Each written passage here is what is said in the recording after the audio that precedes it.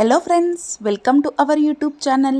ఈరోజు వీడియోలో బెల్లం సున్నుండలు ఎలా ప్రిపేర్ చేసుకోవాలి, అలాగే డయాబెటిక్ ఉన్న వాళ్ళు కూడా ఈ బెల్లం సున్నుండలు చాలా ఈజీగా తినేయవచ్చు.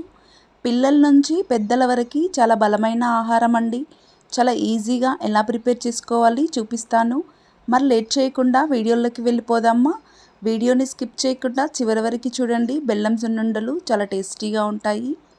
ఇప్పుడు స్టవ్ పైన ఒక ప్యాన్ పెట్టుకొని 2 కప్పుల పొట్టు లేని మినపప్పును తీసుకుంటున్నాను. మీరు పొట్టు ఉన్న మినపప్పును కూడా తీసుకోవచ్చు. ఈ మినపప్పును మనం మెల్లిగా స్లోగా ఫ్లేమ్ అనేది చిన్నగా పెట్టి 20 నుంచి 30 మినిట్స్ వరకు మనం మినపప్పును వేయించుకోవాలి.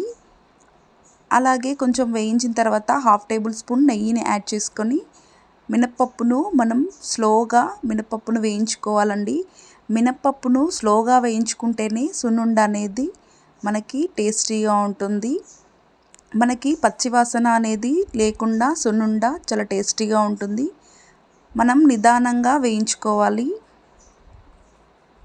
ఇలా మనం దోరగా వేయించుకున్న తర్వాత 2 టేబుల్ స్పూన్ల రైస్ని వేసుకోవాలి. మనకి బియ్యం వేయడం వలన సున్నుండ అనేది చాలా టేస్టీగా ఉంటుంది. బియ్యం వేసిన తర్వాత 2 నిమిషాలు వేయిస్తే సరిపోతుంది. చక్కగా ఇలా వేయిన తర్వాత స్టవ్ ఆఫ్ చేసుకొని ఒక ప్లేట్లోకి వేసుకోవాలి.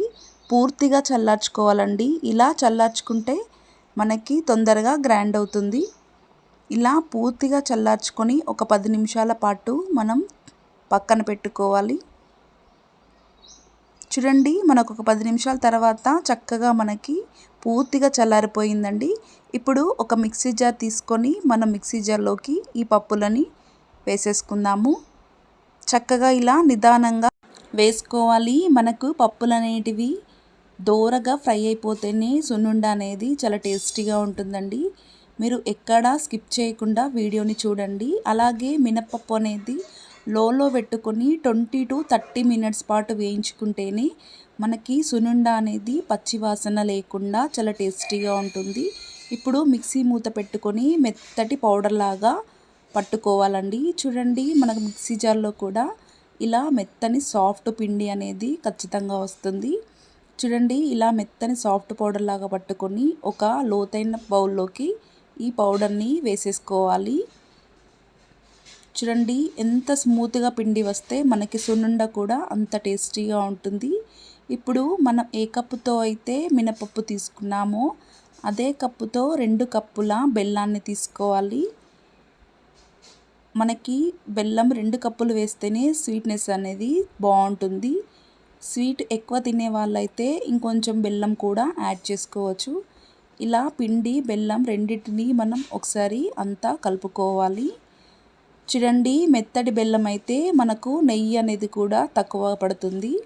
అలాగే 1/2 టేబుల్ స్పూన్ యాలకుల పౌడర్ కూడా వేసుకొని ఒకసారి మొత్తాన్ని కలుపుకోవాలి. ఇలా మనం మిక్సీలో వేసుకొని మెత్తటి పౌడర్ లాగా ప్రిపేర్ చేసుకోవాలి. చూడండి, మనం మిక్సీ జార్లోకి కొద్దిగా వేసుకుంటూ మనం పౌడర్ లాగా ప్రిపేర్ చేసుకోవాలి.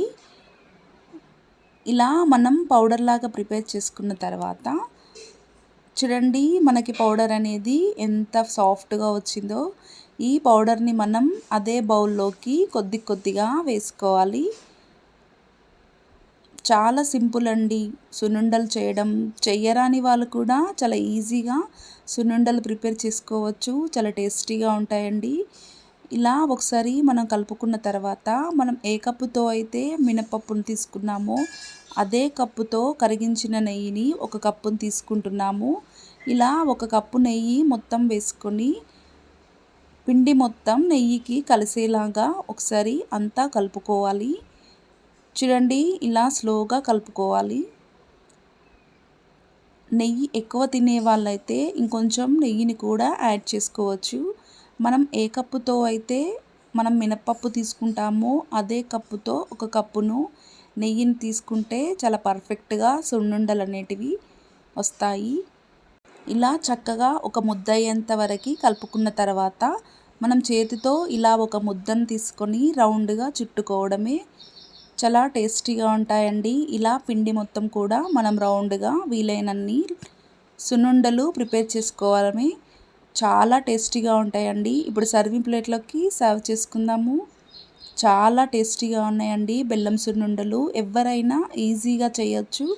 చేయరాని వాళ్ళు కూడా చాలా ఈజీగా చేయొచ్చండి. పిల్లలకి స్నాక్స్లోకైనా దేంట్లోకైనా చాలా టేస్టీగా ఉంటాయండి. అలాగే సున్నుండలు హెల్త్కి కూడా చాలా మంచిది. నా ఛానల్ని ఫస్ట్ టైం చూసినట్టయితే లైక్ చేయండి, షేర్ చేయండి. అలాగే మరిన్ని రెసిపీస్ కోసం నా ఛానల్ని ప్లీజ్ సబ్స్క్రైబ్ చేసుకోండి. Thanks for watching.